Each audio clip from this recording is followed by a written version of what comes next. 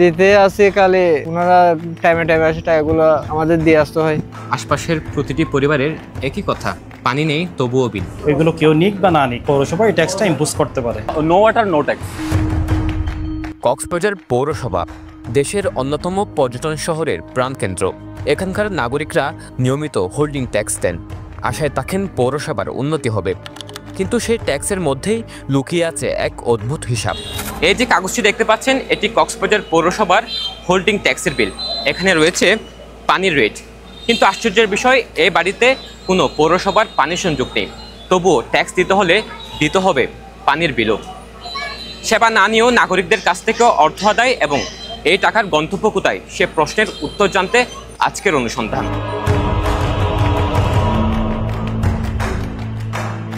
পানি নাগরিক জীবনের সবচেয়ে মৌলিক অধিকার, কিন্তু কক্সবাজার পৌর এলাকায় এমন অসংখ্য মানুষ আছেন যাদের বাড়িতে পৌরসভার পানির সংযোগ নেই, তবুও তাদের দিতে হয় পানির বিল। সেবা না পেয়েও টাকা দিতে হচ্ছে। এতে বড় প্রশ্ন উঠেছে পৌর প্রশাসনের স্বচ্ছতা ও জবাবদিহিতা নিয়ে। পেনুয়ার অনুসন্ধানে জানা যায়, কক্সবাজার পৌর এলাকায় রয়েছে প্রায় ২৭,০০০ হোল্ডিং। এর মধ্যে পৌরসভার পানি সেবার আওতায় আছে মাত্র ১৪ থেকে ১৫শত হোল্ডিং, অর্থাৎ প্রায় ৯৫% নাগরিকই পৌর পানি সেবা পান না। তবুও প্রতি বছর পৌরসভার পানি বিলেই রাজস্ব আয় হয় কয়েক কোটি টাকা। কিন্তু এত কোটি টাকা পাওয়ার পরও বাস্তবে দেখা যায় বেশিরভাগ বাসাবাড়িতে নেই কোনো পানি সংযোগ। কেউ টিউবওয়েল ব্যবহার করেন, কেউ ডিপ টিউবওয়েল, আবার অনেকে বাধ্য হন বোতলজাত পানি কিনতে। তবুও ট্যাক্সের কাগজে পানি বিল যেন এক অপরিহার্য রহস্যময় হিসাব। এই বাড়ির মালিক ইরফান, তিনি নিয়মিত পৌরসভার হোল্ডিং ট্যাক্স দেন। কিন্তু ইরফান সাহেব, আপনার বাসায় কি পৌরসভার পানির লাইন আছে কিনা? আমার বাসা না অত্র মহল্লাতে পৌরসভার কোনো পানির লাইন নেই, কিন্তু তারপরে আমরা বাৎসরিক হিসাবে একটা পে করে যাচ্ছি। বাৎসরিক একটা ফি দিয়ে আসতেছি, প্রত্যেক বছরই ওটা দিয়ে আসতেছি, কিন্তু কেন ভাই ওটা আমরা বুঝতেছি না। শুধু ইরফান সাহেব নয়, আশপাশের প্রতিটি পরিবারের একই কথা, পানি নেই তবুও বিল। শহরের ১২টি ওয়ার্ডের মধ্যে আমরা বাহারছড়া ও কলাতলী এলাকায় ঘুরে দেখি। এখানকার মানুষ ক্ষুব্ধ এবং হতাশ।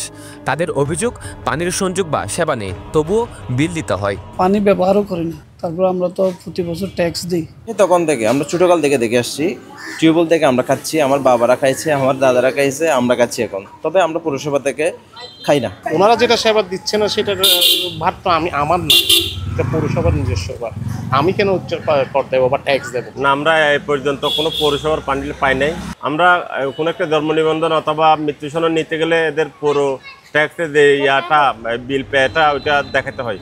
আদর্শ গ্রামেও একই চিত্র, কোনো পানি সংযোগ নেই, তবুও বছরের পর বছর হোল্ডিং ট্যাক্সের সঙ্গে যুক্ত হচ্ছে পানির বিল। অন্যদিকে কলাতলিতে লাইন আছে, কিন্তু মাসের পর মাস পানি আসে না। মানুষ বলছে সেবা নিশ্চিত করেই টাকা আদায় করা হোক। ওটা পৌরসভা ধার্য করছে, দিচ্ছি, কিন্তু আমরা জানি না যে পানি আসবে বলছে, কিন্তু এখনো আসে নাই। দিতে আসি কালে ওনারা টাইমে টাইমে আসে টাকাগুলো আমাদের দিয়ে আসতে হয়।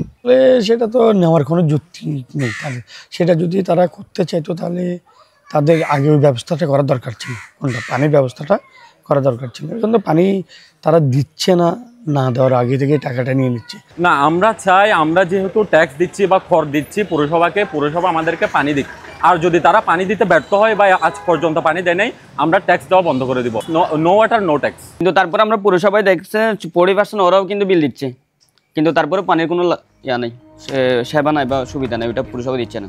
প্রশ্ন উঠেছে, যদি সেবা না থাকে তাহলে বিলের এই কোটি কোটি টাকা কোথায় যাচ্ছে, কোন হিসাবের কথায় মিলছে সেই অর্থের জবাব?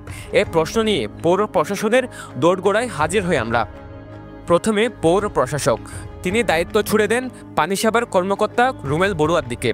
রুমেল বড়ুয়ার অফিসে না পেয়ে ফোনে যোগাযোগ করলে তিনি বলেন, যেসব এলাকায় সেবা পৌঁছায়নি সেখানে পানির বিল আদায় করা হয় না। কিন্তু রুমেল বড়ুয়ার উত্তরের সাথে মাঠের কোনো মিল নেই।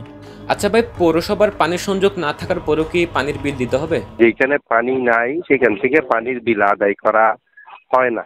আমরা যতটুকু জানি পানির বিলটা আলাদা, কিন্তু ট্যাক্সের সাথে পানির বিলটা ইনক্লুডেড কিনা সেটা ওনারা ভালো বলতে পারবে না। এরপর আমাদের গন্তব্য কর শাখায়, কিন্তু কর শাখার কর্মকর্তা আব্দুল মাবুদ রাজন জানালেন সম্পূর্ণ ভিন্ন কথা। সেবা না পেলেও বিল দিতে হয়, এই টাকা পানি সরবরাহ ব্যবস্থার উন্নয়নে ব্যয় করা হয়। পৌরসভা এরিয়ায় যে পানির লাইনগুলো পৌরসভা টেনে রেখেছে ওইগুলো কেউ নিক বা না নিক, পৌরসভা এই ট্যাক্সটা ইম্পোজ করতে পারে। তো পৌরসভা যেহেতু 10% ধরার বিধান আছে, পৌরসভা এখানে পৌর পরিষদের সিদ্ধান্ত নিয়ে 3% ধরেছে।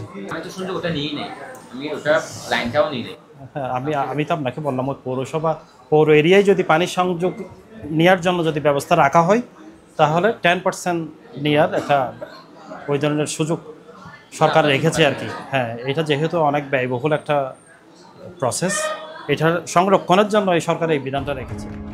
দুই কর্মকর্তার দুই বক্তব্য সত্য কোনটা, এই প্রশ্ন নিয়ে আমরা যাই আইন বিশেষজ্ঞদের কাছে। জানার ইচ্ছে সেবা না দিলেও বিল আদায় কতটুকু বৈধ। আইনজীবীরা স্পষ্টভাবে বলেন, সেবা না দিয়ে বিল আদায় আইনত অবৈধ। নাগরিকদের কাছ থেকে যে সেবার জন্য কর বা বিল নেওয়া হয় সেই সেবাটি দেওয়া বাধ্যতামূলক। আইনের বিধান হলো নাগরিকদের কাছ থেকে যদি কর নেয়, ট্যাক্স নেয়, তাহলে পৌরসভা থেকে ঘোষিত যে সমস্ত সেবাগুলো আছে এগুলো দিতে হবে। এগুলো তো পাচ্ছে না মানুষেরা। তো আসলে এই ট্যাক্সগুলো যে নির্ধারণ, এই ট্যাক্স যে আদায়, এটা সম্পূর্ণ আইনের পরিপন্থী এবং তাদের যথাযথভাবে দায়িত্বহীনতার কারণে বর্তমান পৌরসভাটা একটা জঞ্জাল আবর্জনায় স্তূপে পরিণত হয়ে গেছে, মানুষের জীবনযাপন দুর্বিষহ হয়ে গেছে। তাহলে প্রশ্ন থেকেই যায়, সেবা না দিয়েও কোটি কোটি টাকার বিল আদায় কেন? কারা নিচ্ছে এই টাকা? কোথায় ব্যয় হচ্ছে এই অর্থ? আমাদের অনুসন্ধান বলছে এই বিলের টাকা পৌরসভার ভেতরে ঘুরছে এক অদৃশ্য চক্রের হাতে, যারা নাকি বছরের পর বছর ধরে এই অর্থ আত্মসাৎ করছে। অন্ধকারের ঢাকায় সেই দুর্নীতির চিত্র উন্মোচন হবে দ্বিতীয় পর্বে। সরোয়ার সাকিব, পেনুয়া নিউজ।